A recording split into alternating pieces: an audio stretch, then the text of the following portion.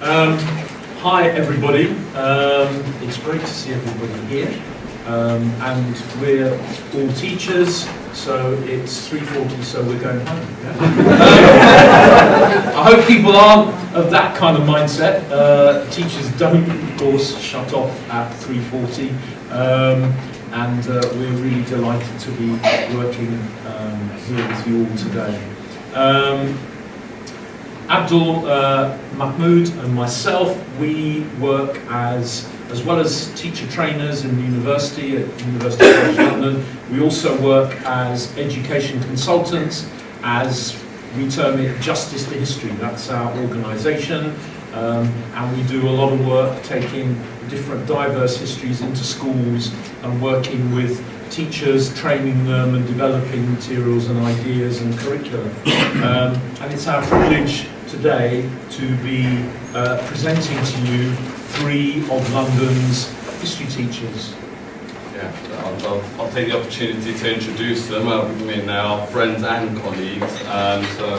In the middle there, Sharon Aninakwa, who's head of history at the Convent of Jesus and Mary College in Harlesden, okay. And Andre Burton, who is studying to be a history teacher at University College London on PGCE, and at the far end there, Abdul, who is a history teacher at the Brit School in Whitburn, and they're all going to be sharing their different sort of their sort of complex and varying insights into teaching Black history in a variety of contexts. Yeah. And as teachers, as school teachers, we decided that we were going to do this very slightly differently to the ordinary kind of higher education conference type presentations. So these aren't so much papers as dialogues.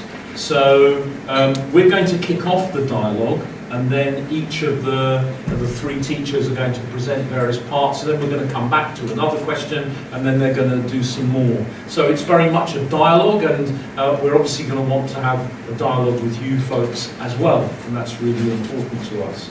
But we did, 2 years ago, we presented in answer to the question, what is happening in Black British history, which we always take the question, the inquiry question, as being where we start. And when we started with that inquiry, well, yeah, we took it as almost a challenge, an inquiry that we had to delve into, and we wanted to find out what exactly was happening in Black British history. I mean, we surveyed the scene, and we sort of considered, we did present this thing 2 years ago, and we saw sort of three different groups of people working in the field of Black history, and we sort of gave the three different groups, you know, these titles, and create some of the sort of loose typology from it. So the pugilists, you know, sort of represented there, the people who fight for Black history, who, you know, challenge the absence of Black history in schools and in wider society.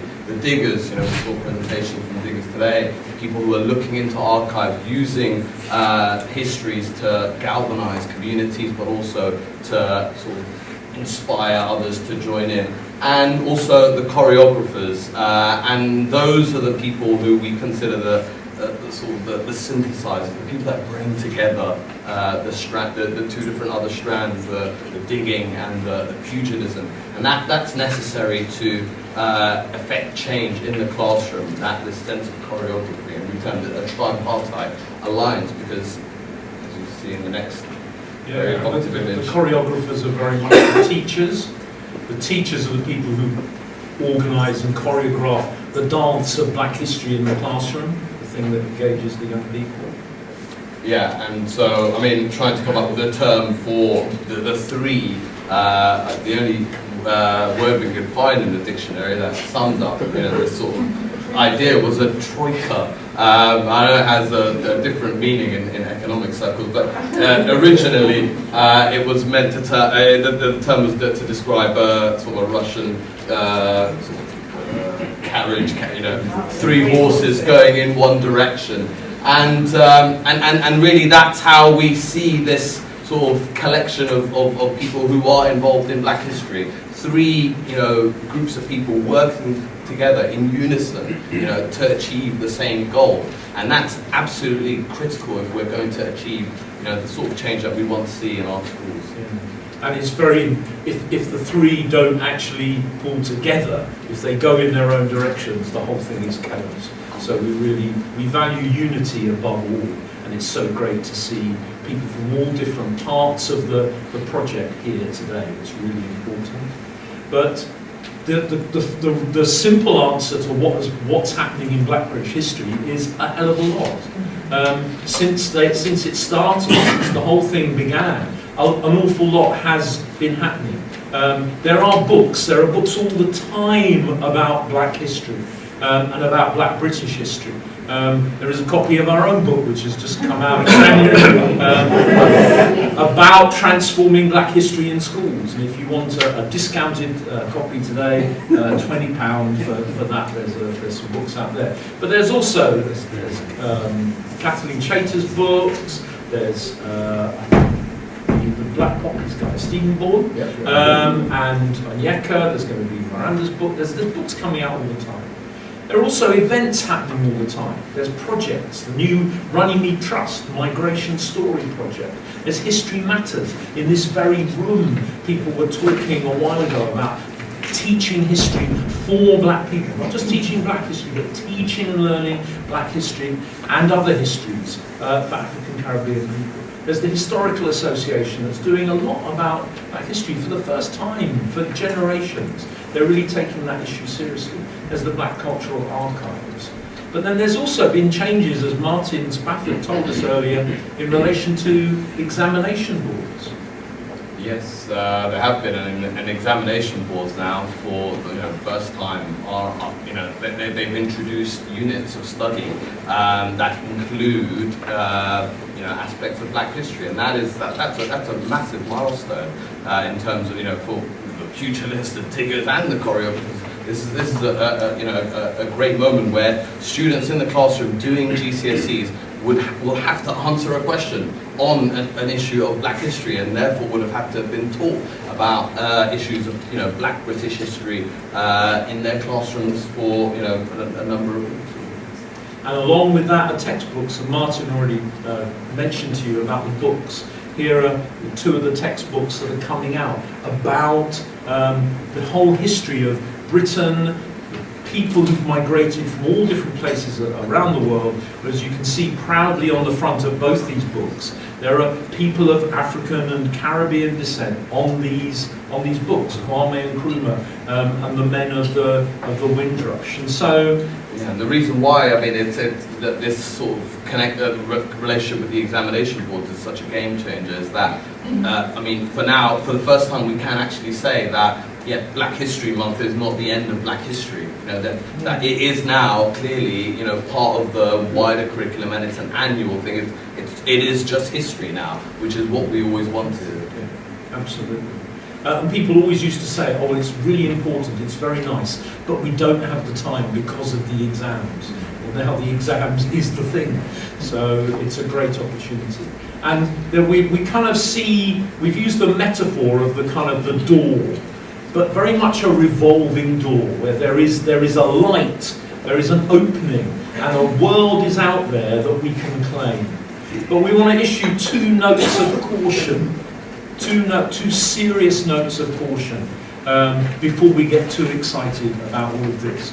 Andre is going to mention one note of caution about something that he found in a multicultural, very large, diverse school in London a few months ago. Yeah, I want to say the context first, then I'll explain.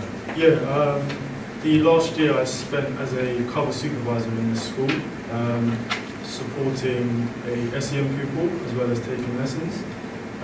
In this particular lesson, I was walking around the classroom and stumbled across a poster, two posters actually, about slavery. The first one being examples from the students about what slavery was like for certain people. and you had extracts, you had pictures describing how bad slavery was. And okay, I've seen something like that before, but directly next to it was another poster describing the positive of slavery. And I almost couldn't believe what I saw. There were very similar to the extracts and pictures in the first poster. There were examples of how slavery was good for certain people and how it actually enriched the lives of these people. As you can see, this one here says, making the slaves much more disciplined. So the students, because we're at a point now where this is being presented on a wall. So this isn't the beginning of the learning. This is the students showing their knowledge. So this has already taken place in a lesson somewhere, and it's now being presented alongside the idea that slavery was bad for these people. Somehow, I'm not sure what the rationale was behind it, but they're trying to find some kind of balance between the positive and negative of slavery. And I had to take this picture because this, it might still well be in the school on the wall, but this is actually what's happening right now as we're trying to tackle these issues. This is going on in the school where they don't understand the implications of this. So, and it occurred to us all here that if that's happening in a diverse metropolitan high school, what is happening outside of the metropolis? What is happening in places where there aren't even diverse communities, where there are all white communities? Is this even more prevalent? What is actually happening? What's happening with the idea of balance and justice in history? What does it mean to do justice to history? Does doing justice to history mean you have to have arguments on both sides of something? It's a challenging area. So that's one note of caution, is that things are still really bleak out there. But the other note of caution is to say we chose a revolving door for a very important reason. That a revolving door does enable you to go out into the world, but it could also involve you just going back in and around yourself. And you don't actually have to step up. It could be quite comfortable. You could probably set out a house inside a revolving door and just live there.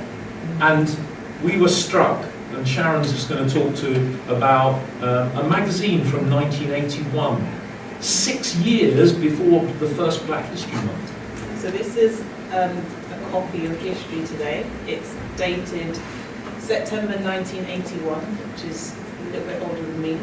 And we were, I can't remember how we came across this, but we were looking for something and Robin said, oh, I've got this magazine. And we looked at the date and we were surprised that on the front cover you had an entire edition dedicated to the history of blacks in Britain. So it wasn't that this history had never been in the public sphere before. This history exists, people have read about this history, but yet we still are in a place where black history isn't seen as something that is part of the British narrative. But it seems in the 80s, and a couple of people have mentioned this, it's maybe like a golden era for black history actually, where we're not actually back at that point yet. And so we're wondering whether or not what's happened is that actually, you know, the door, that there was an opening, but society just went back around. And we didn't step out. In the 80s, we had all of this knowledge, but nobody stepped out, nobody stepped forward. And the challenge is, you know, how are we going to actually step forward in 2016, or are we just going to go back round again? So in 20 years' time, people are going to say, do you know what, we should really have black history on the curriculum. People should really be learning this stuff. Is that what's going to happen? So each of the folk are going to talk about their own sort of involvement in all of this, and their challenges, but also their opportunities.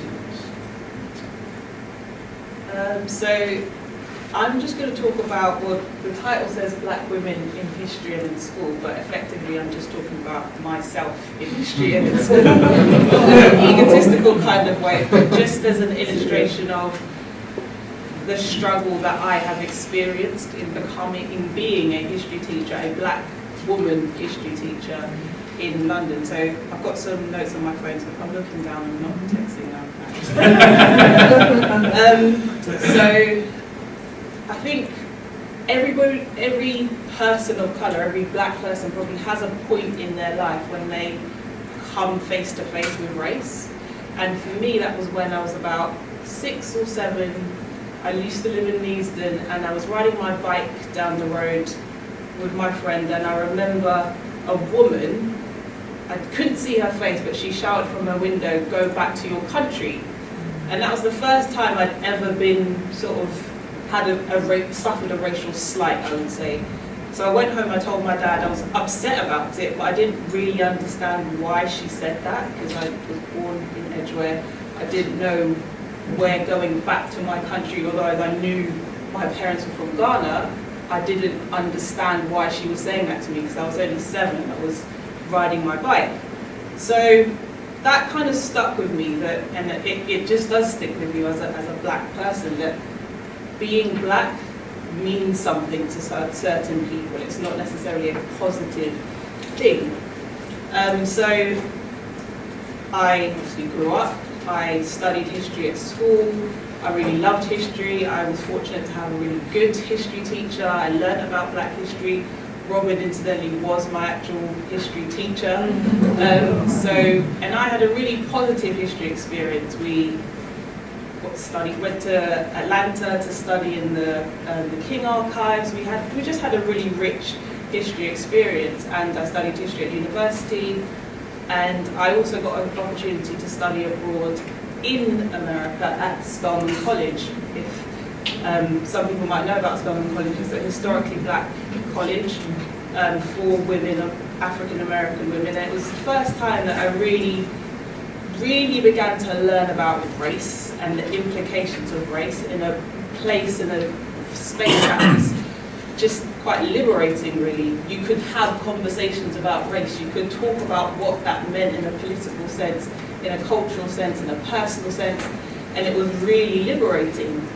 And I really enjoyed my time at Spelman, and then I came back to university, came back to London, and was just really struck at how different it was, because one, you didn't have those personal connections with your professors, and I was listening earlier on about the Black Studies course, and it just sounded like Spelman to me. It sounded like this is what we need in the UK, and I just felt that there wasn't space for me to be the way I could be at Spelman. I don't know if that makes sense. You couldn't really talk about race in a way that you could in America at Spelman in Atlanta. But I really loved history, and I really wanted to be a history teacher, so I trained to be a history teacher. And for me, being a black woman as a history teacher, there weren't that many other black women history teachers that I could kind of draw strength from in my own experience, in my own cohort. There are a few of us, but we were a very, very small minority. And so I kind of, in my mind, had just formulated a new identity for myself. I was just going to be a history teacher. I wasn't going to be a black history teacher. I was just going to be a history teacher. I wasn't going to be political. History was just going to be my job. It wasn't going to be part of my spirit. It was just going to be something that I did, and being black was just enough. That's what I was just going to do.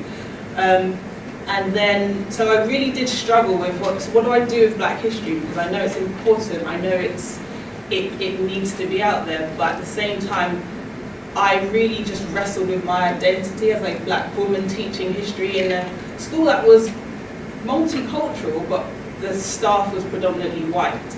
So I didn't want to be the subversive black woman, the angry black woman who was just doing black history and everyone was just like, whoa. So I kind of fashioned a persona that was, well, I'm just a history teacher, I'm not doing black history, I'm doing just history. But then I came across an opportunity to look at the history of Somalis in Cardiff with Robin and Abdul, and they were really excited about this research. I know they went into the archives, they found information about this research, and I was just stunned by it. I was just really inspired that, you know, people were digging for history and actually bringing it into the classroom. So I thought, okay, I have to try and do this. I have to actually try and step out of this, I'm just a teacher, I'm not doing Black history model, and actually try and do this. And it took a lot for me to do that, I will admit, and it's quite personal, but it did take a lot for me to realise that this wasn't a neutral field. I had to make a stand on something. So went to my head of department at the time, went to the senior leadership. They were really supportive of it, and it was going to be something we did in our school, and then also local schools were also going to support this. And then it got to the point where, you know, Robin and Abdul were going to come in, and we were going to do some sessions. This was going to be part of our Key Stage 3 curriculum in some shape or form. And it got to, I think it was like the week before, and I was told we couldn't do this project anymore and we had to stop it. And the reason that was given was that we don't have enough Somali children in the classroom to justify doing this history. Everyone's just reacted, so I know everyone understands the lunacy of that, because we don't really have any German kids, but we do. So that was, for me, just confirmed my fears that, you know, Black history was seen as something that was subversive. And in fact, they even said that the school had to have a policy on Black history. Now that policy obviously never ever came to being, but that was the response that was given. So the project was shut down. And in the end, we kind of found out there was basically one senior teacher who just didn't want it to happen. When she left, the school actually did do the project, and we actually did get that history in the classroom in the end. But it did make me see that what I was doing was inherently political, and that my personhood was also quite political, and I couldn't be neutral about it, because if people were going to create a policy on Black history, whether that happened in reality or just de facto, I also had to have a position and a policy as a teacher on Black history as well. So for me, I kind of and it has been a bit of a journey to get to this point where I personally have I believe, a praxis about Black history. It's not just something that I do, it's something that I deeply care about and deeply believe in. And for me, I've decided that I have to take a clear position, and I'm fortunate enough to be in a position now where I have my own history department, where I do have quite a lot of autonomy to make decisions about the curriculum. And so for my department, what we did last year, and I've got Kira who I work with here as well, we sat down, I don't know if you remember, at the end of last year, and we just talked about, we had a conversation about the curriculum. What do we want our students, our girls, to be able to do? What do we want them to know, and why do we want them to know it? And we literally just redesigned the entire curriculum from year 7 to year 11. Year 11 was GCSE, so we made some choices about GCSE options, but we chose migration, empires and peoples. We chose courses that were going to speak to our beliefs about history. We chose courses that were going to address issues about race, about gender, explicitly. Before we even chose the topics, we had chosen why we were doing certain things. And I think for me as a history teacher, it's getting to the point, I've got to the point where I understand that being a history teacher is inherently political, especially being a Black woman history teacher, but actually embracing that and understanding that that is a struggle, that is part of my professionalism. Thank you.